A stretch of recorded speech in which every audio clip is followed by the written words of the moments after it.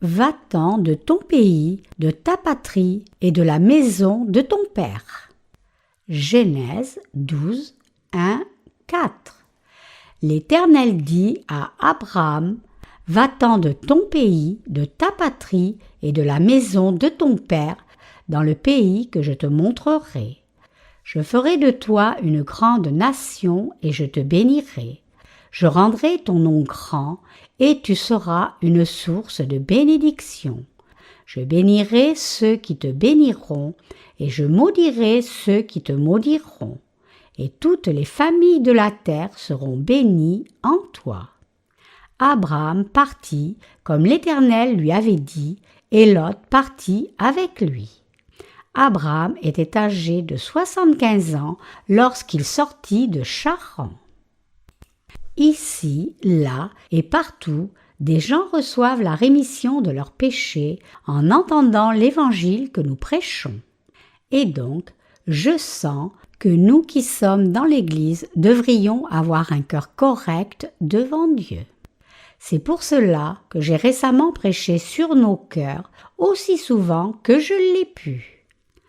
Dieu nous a donné et nous a bénis par tant de choses.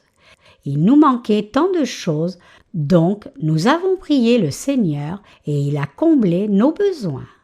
Quand nous avons demandé des choses matérielles, il nous a donné des choses matérielles, et quand nous avons prié pour les âmes, il a amené des âmes parmi nous. De cette façon, Dieu a comblé nos cœurs et nos besoins. Et ainsi, j'ai pensé à ce que nous avons besoin de demander et de chercher auprès de Dieu alors que nous vivons chaque jour. Et puisque Dieu nous a comblés de choses matérielles pour que nos cœurs soient bénis par lui et pour que notre foi précieuse soit transmise à nos descendants, nous devons être les gens qui proclamons les bénédictions de Dieu. La lignée de la vraie foi. En commençant par Genèse 11:10, nous pouvons trouver une liste des descendants de Sem.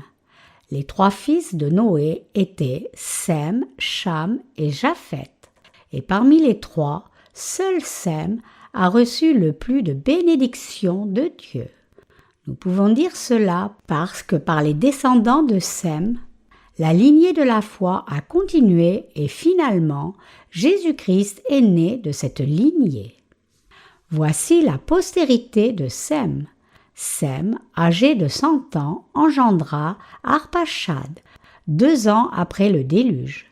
Sem vécut après la naissance d'Arpachad 500 ans, et il engendra des fils et des filles. Arpachad, âgé de 35 ans, engendra Shélak. Arpachad vécut après la naissance de Shélak 403 ans, et il engendra des fils et des filles. Shélak, âgé de 30 ans, engendra Héber. Shélak vécut après la naissance d'Héber 403 ans, et il engendra des fils et des filles. Héber, âgé de 34 ans, engendra Péleg. Héber vécut après la naissance de Péleg 430 ans, et il engendra des fils et des filles. Péleg, âgé de 30 ans, engendra Réou. Péleg vécut après la naissance de Réou 209 ans, et il engendra des fils et des filles. Réou, âgé de 32 ans, engendra Séroug. Réou vécut après la naissance de Séroug 207 ans, et il engendra des fils et des filles.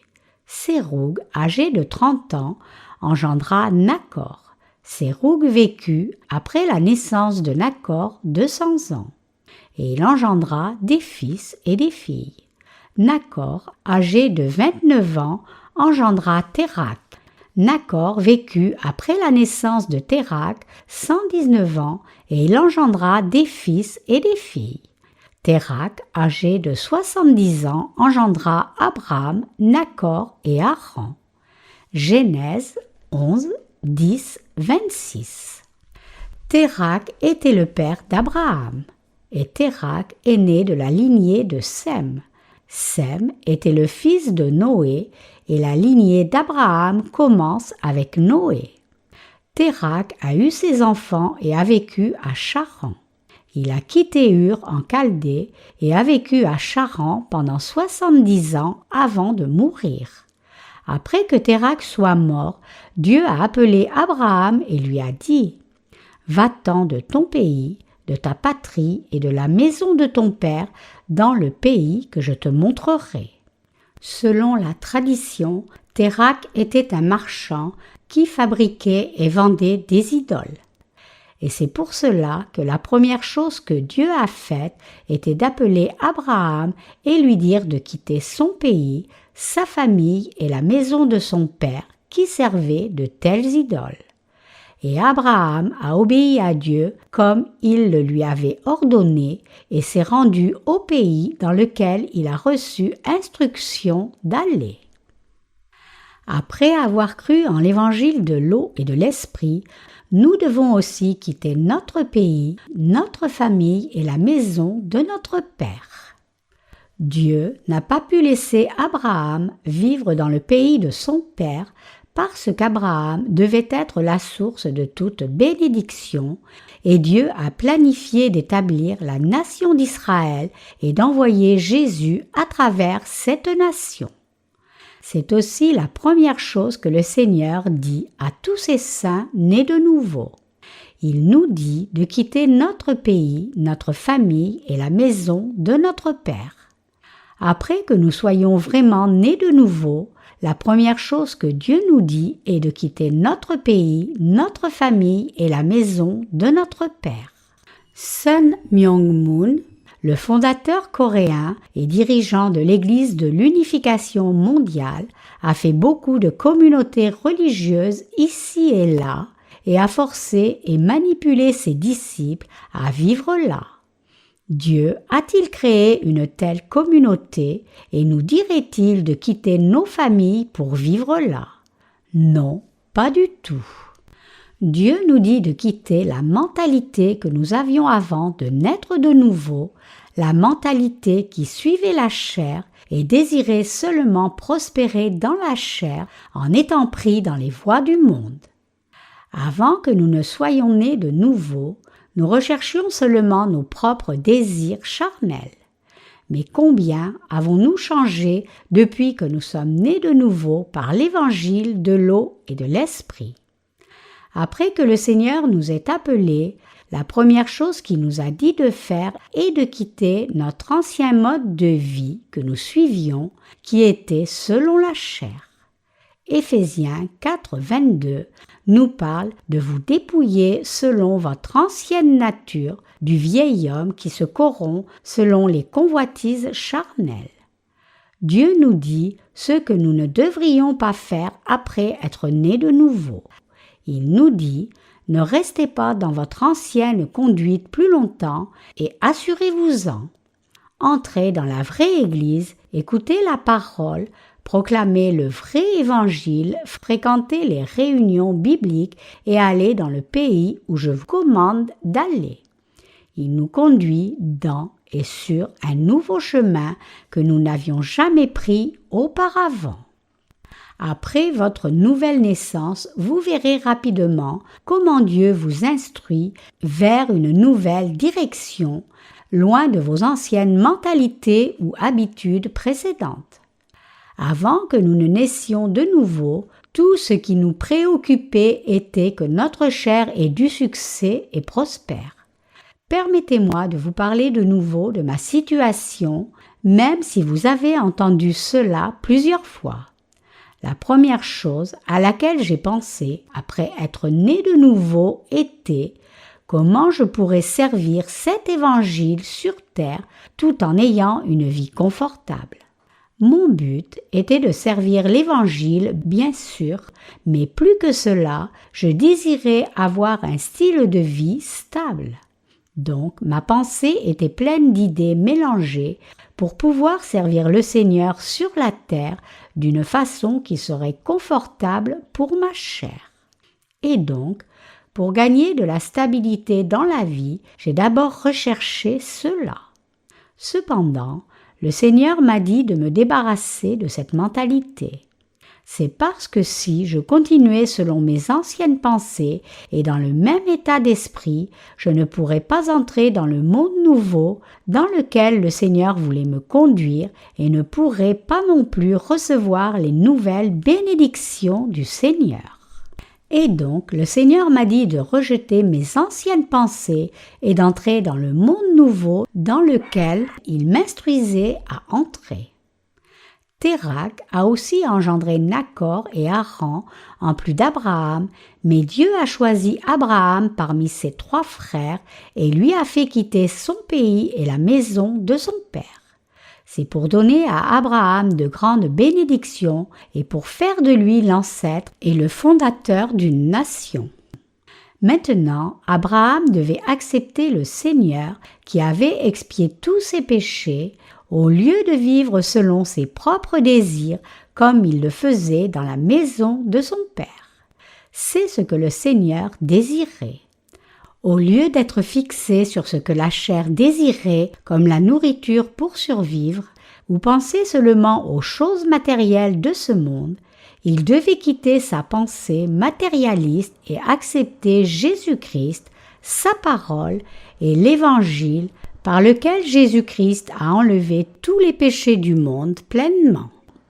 Ce n'était pas seulement applicable à Abraham, mais nous tous qui sommes nés de nouveau par l'évangile de l'eau et de l'esprit devons avoir le même cœur en nous. Le Seigneur dit que bien que nous ne puissions pas vivre cette vie sans les choses matérielles, nous ne devons pas mettre tout notre cœur dans les choses matérielles seulement, mais plutôt suivre les pas de notre Seigneur. Chers croyants, croyez-vous cela? Le Seigneur, qui nous aime tellement, nous dit « Quitte ton pays, ta famille et la maison de ton père et va-t'en de tes désirs charnels, pour que nous puissions vivre notre foi en proclamant aux autres la vérité de l'Évangile qui a enlevé les péchés du monde de nos cœurs. » Donc maintenant, nous devons avoir cette vérité de l'Évangile dans nos cœurs et avancer dans notre voyage spirituel. Quand la vraie foi va-t-elle venir dans nos cœurs? Dieu dit à Abraham qu'il serait la source de toute bénédiction. La source de toute bénédiction, c'est Jésus-Christ. Cependant, par contre, Dieu a dit à Abraham qu'il deviendrait la source de toute bénédiction. Dieu a dit à Abraham de devenir la source de toute bénédiction et a promis « Je bénirai ceux qui te béniront et je maudirai ceux qui te maudiront. » Fondamentalement, Jésus-Christ est la source de toute bénédiction, donc vous et moi pouvons être une autre source de bénédiction. Comment pouvons-nous devenir une source de toute bénédiction? Si nous voulons devenir la source de toute bénédiction, nous devons aussi avoir Jésus-Christ dans nos cœurs. Nous ne devrions pas rechercher la prospérité matérielle ou les choses physiques de ce monde charnel dans nos cœurs, mais quand nous avons Jésus-Christ dans nos cœurs, nous pouvons être la source de toute bénédiction. Quand nous acceptons Jésus-Christ dans nos cœurs, les gens reviennent sur le vrai bon chemin en recevant la rémission de leurs péchés. Quand nous avons un cœur correct comme cela, nous pouvons voir les autres recevoir la rémission des péchés. Tout comme l'Écriture dit, en vérité, je vous le dis, si le grain de blé qui est tombé en terre ne meurt, il reste seul, mais s'il meurt, il porte beaucoup de fruits. Jean 12, 24. Quand nous nous sacrifions et acceptons la parole de vérité et l'évangile de Jésus-Christ qui a enlevé les péchés du monde dans nos cœurs, alors Jésus-Christ sera proclamé à beaucoup de gens à travers nous. Des multitudes de gens recevront alors la rémission des péchés à travers nous. Nous serons un canal de bénédiction de sorte que beaucoup de gens reçoivent la bénédiction d'avoir les péchés remis devant Dieu. Mais qu'arrivera-t-il si le cœur de ceux qui sont nés de nouveau tourne mal? et si le cœur des croyants est rempli de matérialisme à la place. Quand ceux qui sont nés de nouveau acceptent de mauvaises pensées dans leur cœur, l'effet est vraiment grand. Comme la Bible explique, un peu de levain fait lever toute la pâte. Galates 5, 9. Les multitudes de gens à qui il prêche tomberont dans la destruction si ceux qui sont nés de nouveau cherchent seulement des désirs charnels. Non seulement nous ne serons pas la source de toute bénédiction, mais un évangile tordu serait diffusé à travers nous. Quand nous acceptons dans nos cœurs seulement l'envie matérielle qui peut être trouvée dans ce monde physique, en regardant ce monde comme étant plus précieux que Dieu, alors nous proclamons un évangile faux sans même le savoir. Il y a longtemps, il y avait beaucoup d'ancêtres dans la foi. À part Abraham, Noé et les autres hommes de foi qui apparaissent dans la Bible, il y avait beaucoup de gens de foi, mais nous pouvons voir que la vraie foi dans leur cœur s'est perdue dans leur génération. Pourquoi cela est-il arrivé? C'est parce qu'ils acceptaient autre chose que la parole de Dieu que leur enseignant spirituel leur avait enseigné. Ils n'ont pas accepté Jésus-Christ dans leur cœur, mais ont plutôt accepté les choses de la chair et du monde. Ils ont vécu leur vie avec le but d'obtenir les choses du monde et donc ils ont finalement été retranchés du chemin de la foi. Alors, comment pouvons-nous avoir un cœur qui devient la source de toute bénédiction? Si nous rejetons les choses de la chair de nos cœurs et acceptons la parole de notre Seigneur dans nos cœurs, alors nous pouvons devenir la source de toute bénédiction. Un cœur qui est devenu la source de toute bénédiction est un cœur qui accepte la parole de Jésus-Christ qui a expié tous nos péchés. Chers croyants, je suis certain que vous avez reçu la rémission de vos péchés.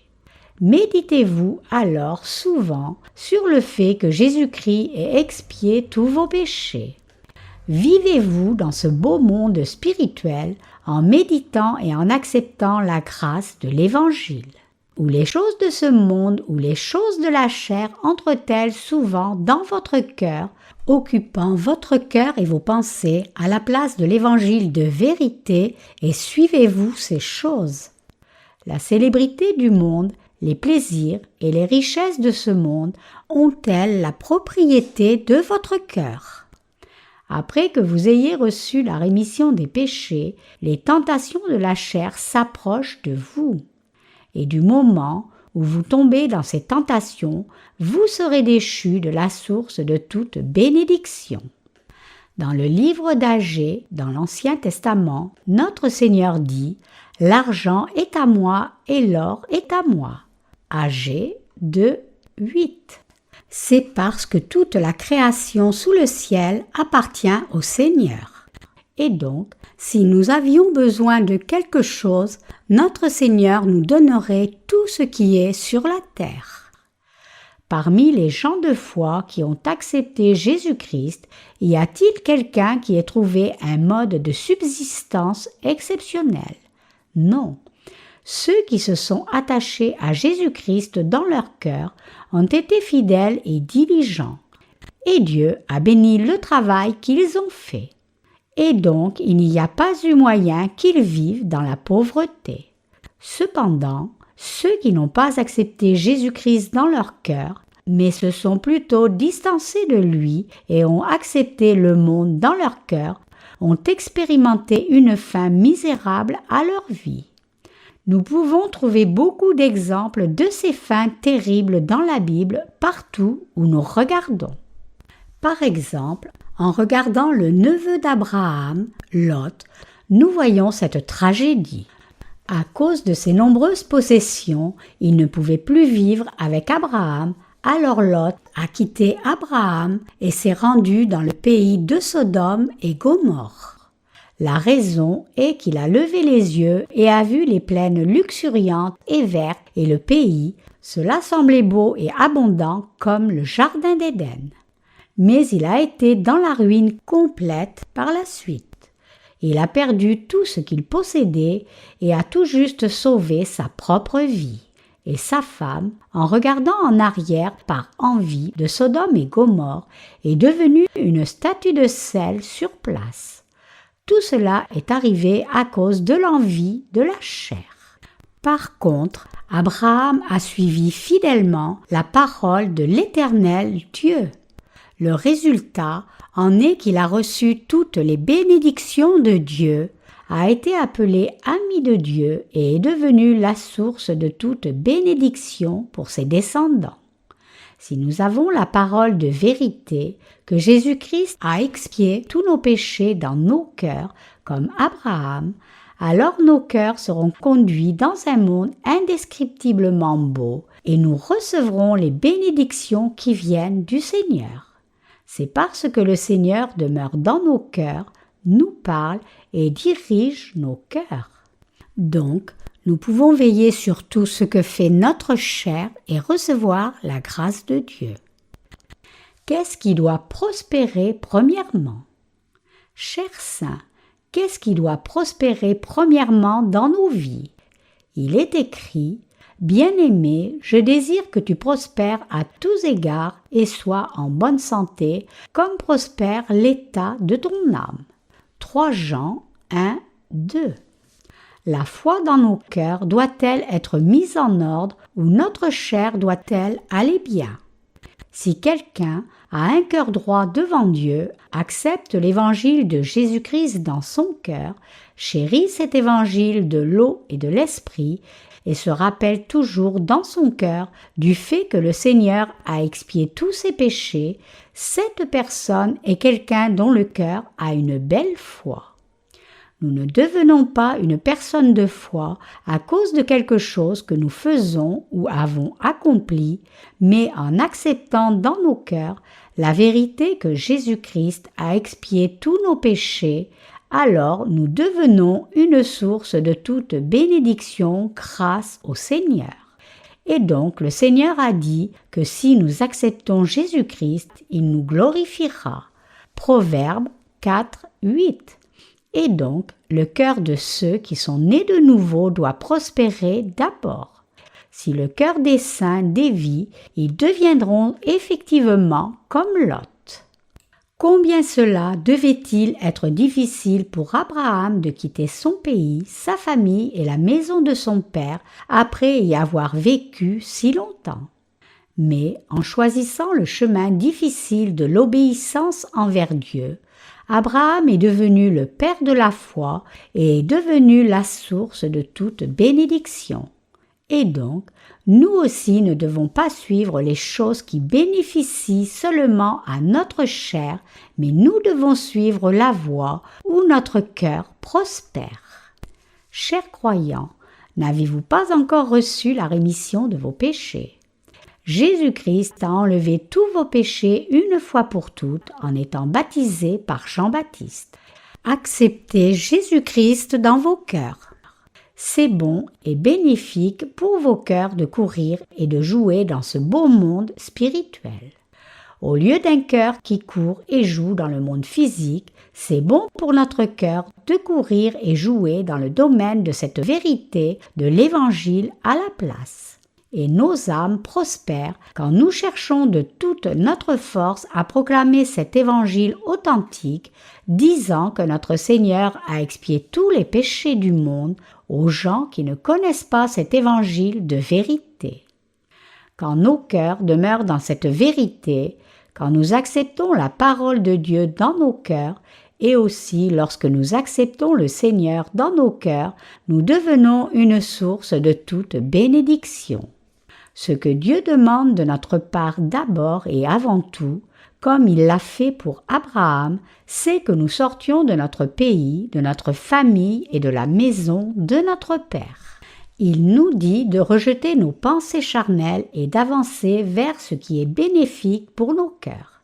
Donc, nous chrétiens devons rejeter les pensées de la chair, c'est si important. Nous devons ensuite accepter Jésus-Christ dans nos âmes et devons d'abord faire ce qui est bon pour nos âmes et puis avancer dans ce sens. notre Seigneur nous parle au sujet de ces choses. Chers saints bien-aimés, désirez-vous sincèrement prospérer dans votre âme? Ou désirez-vous que votre chair prospère même si votre âme périt?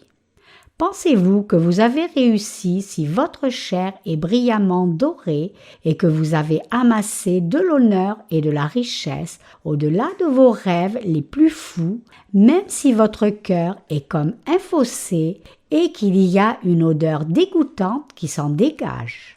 Ou désirez-vous avant tout avoir un beau cœur dans le domaine de Dieu et aussi prospérer dans les domaines terrestres grâce à Dieu? À cet égard, l'apôtre Jean a dit « Je désire que tu prospères à tous égards et sois en bonne santé comme prospère l'état de ton âme. » 3 Jean 1, 2. La prospérité de l'âme de quelqu'un est la priorité absolue avant que quelqu'un ne prospère en toutes choses.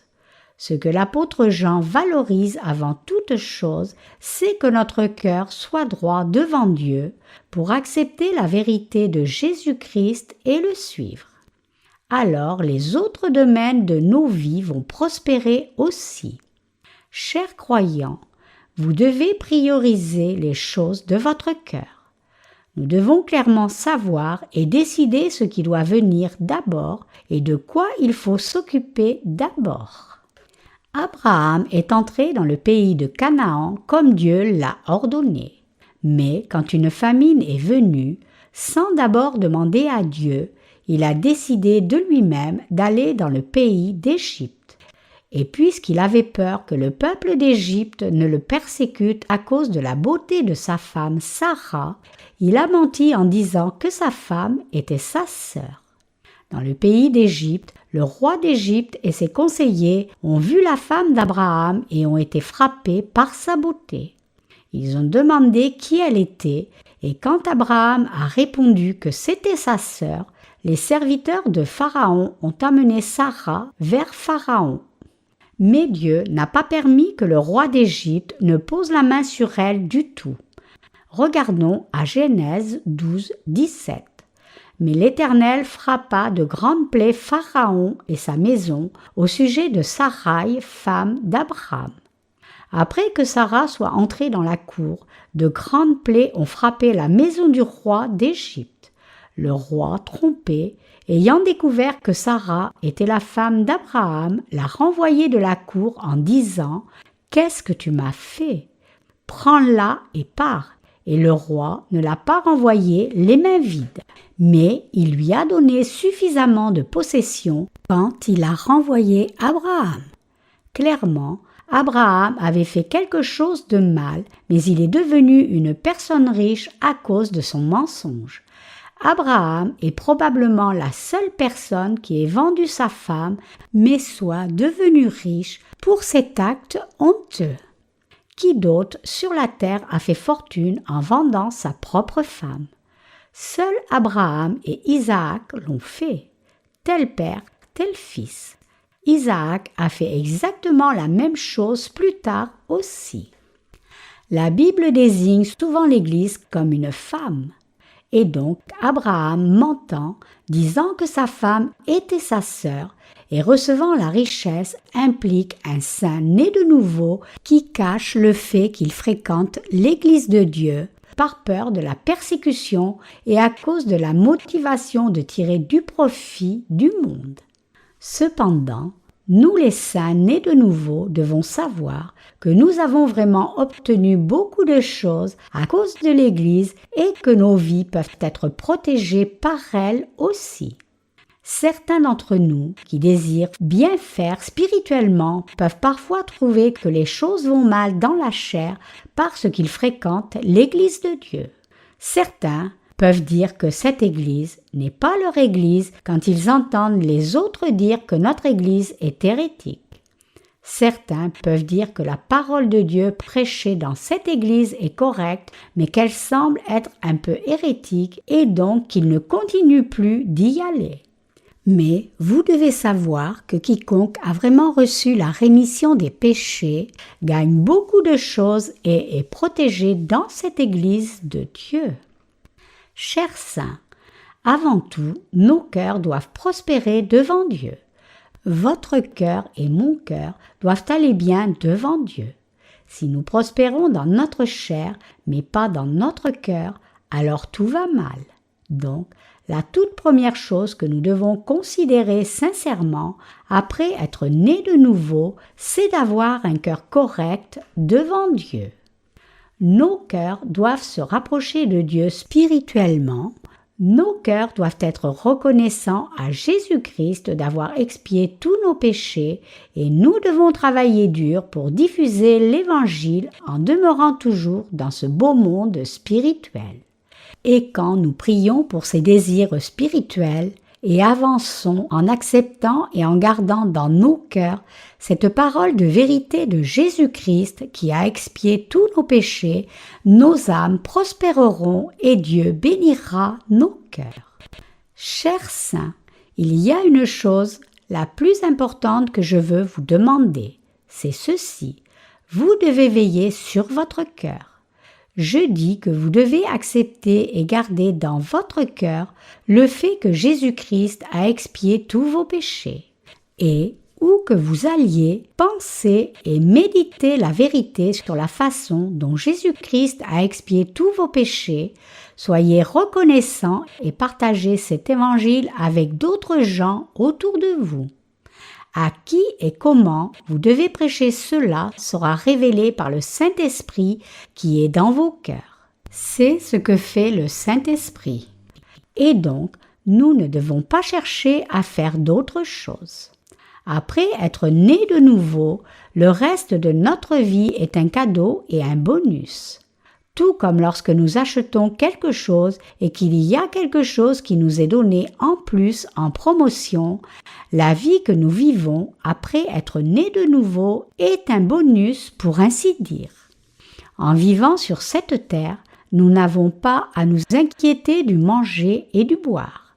Dieu nous a dit de ne pas nous inquiéter de ces choses et qu'il pourvoirait à ces choses. Matthieu 6, 31-33.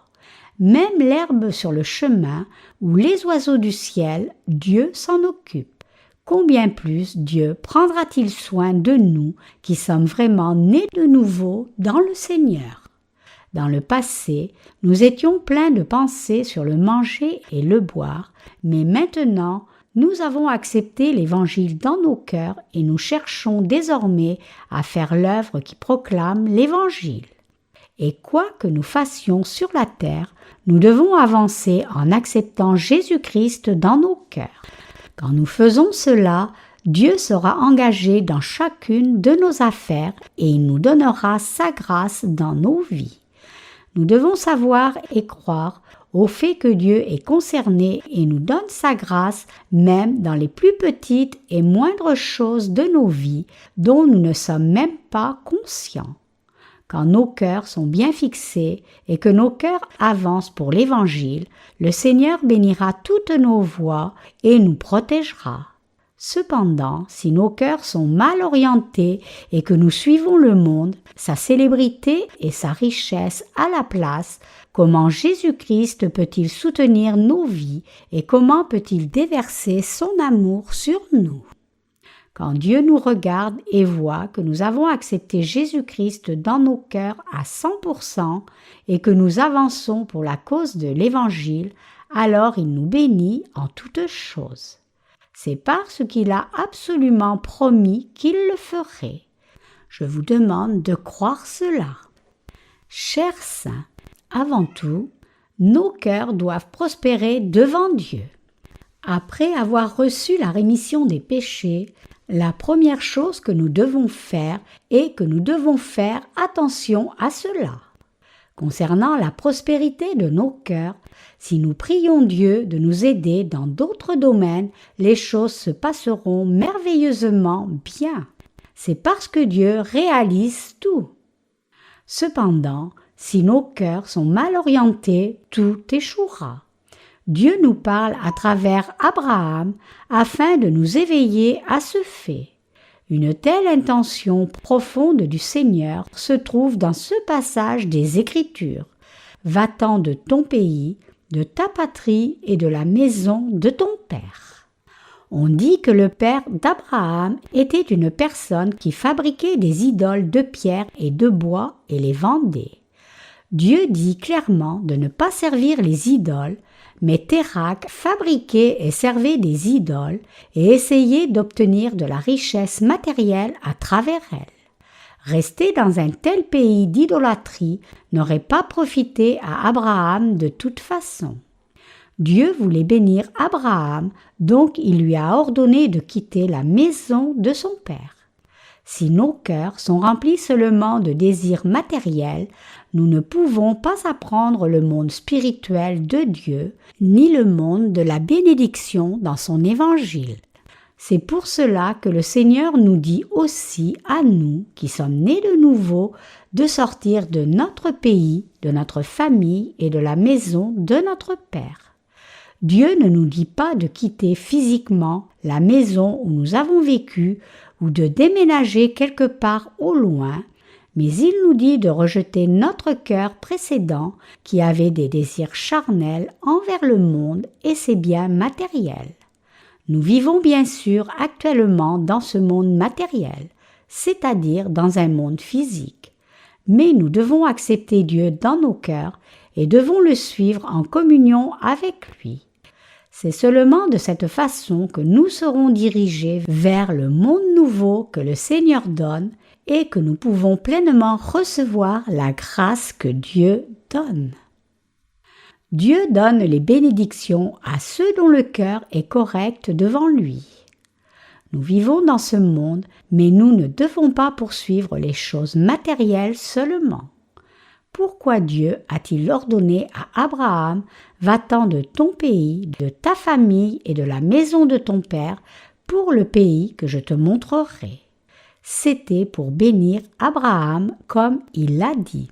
« Je ferai de toi une grande nation et je te bénirai, je rendrai ton nom grand et tu seras une source de bénédiction. » Mais cela ne s'applique pas à Abraham seulement.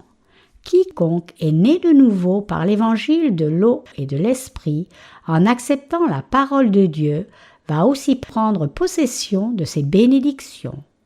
La personne qui accepte Jésus-Christ dans son cœur et avance comme cela par la foi sera connue dans le monde tout entier. Son nom sera bien connu. Ils seront riches et seront la source de toute bénédiction.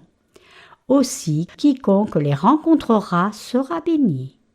Quand vous quittez les choses de la chair, acceptez Jésus-Christ qui a expié tous vos péchés, rendez grâce dans l'Évangile et proclamez l'Évangile par des prières incessantes, le Seigneur vous donne les mêmes bénédictions qu'il a données à Abraham. Dans ce monde, beaucoup disent ouvertement que notre Église est correcte et bonne. Nous n'avons rien fait dans ce but. Nous avons juste prêché l'Évangile et accepté le Seigneur dans nos cœurs, mais le Seigneur a rendu notre Église grande. N'importe qui ne peut pas faire que son nom soit bien connu. C'est seulement possible pour ceux qui ont accepté le Seigneur dans leur cœur à 100%. Ce type de gens seront connus comme personnes parfaites et justes dans cette génération, tout comme l'a été Noé. Genèse 6, 9. Notre Seigneur nous a permis d'être grands et d'être la source de toute bénédiction. De cette manière, quand nous acceptons le fait que Jésus-Christ ait expié tous nos péchés et nous approchons du Seigneur en croyant en ce fait, et quand nous proclamons cet évangile, beaucoup de gens reçoivent les bénédictions à travers nous. Et nous serons la source de toute bénédiction comme l'a été Abraham. Donc, nos cœurs doivent prospérer premièrement.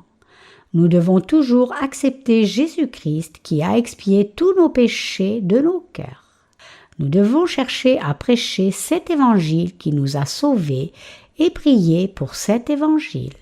C'est le moyen pour nos cœurs de prospérer et le moyen de recevoir les bénédictions de Dieu. C'est le moyen pour recevoir toutes les bénédictions qu'Abraham a reçues aussi. Je vous demande de connaître cette vérité et de la saisir comme vôtre par la foi et de vivre toute votre vie comme Abraham. J'espère et prie que les bénédictions qui ont été données à Abraham soient aussi déversées sur vous également.